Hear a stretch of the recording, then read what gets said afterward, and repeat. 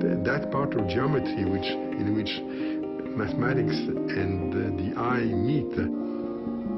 The professor was talking about algebra, but I began to see in my mind geometric pictures which fitted this algebra. And once you see these pictures, the answers become obvious.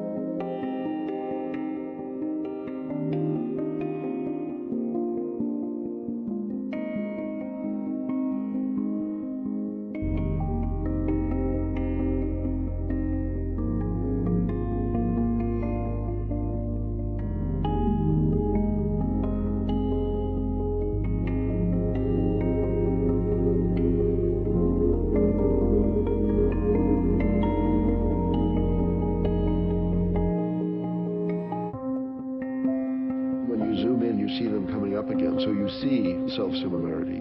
You see, by zooming in, you zoom, you're zooming in, you're zooming in, and pop, suddenly it seems like you're exactly where you were before, but you're not. It's just that way down there, it has the same kind of structure as way up here, and the sameness can be brought.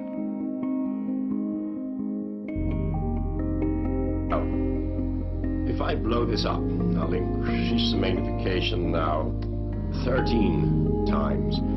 And you see more and more detail is appearing.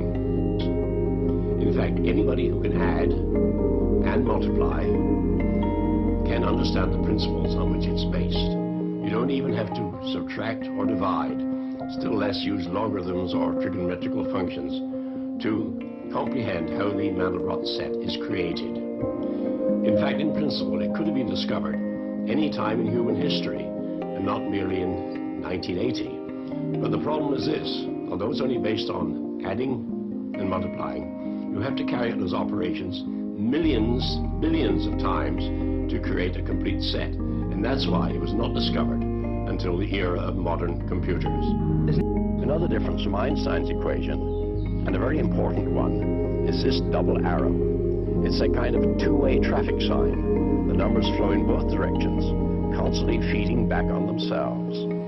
This process of going round and round a loop is called iteration. It's rather like a dog chasing its own tail. The output of one operation becomes the input of the other, and so on and on and on. When the Mandelbrot equation is given a number representing a point, and that number is iterated through the equation, one of two things happen. Either the number gets bigger and bigger, shoots off to infinity, or it shrinks to zero.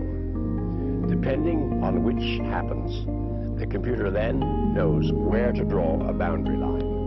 So what we get from this basic iteration is a kind of map, dividing this world into two distinct territories.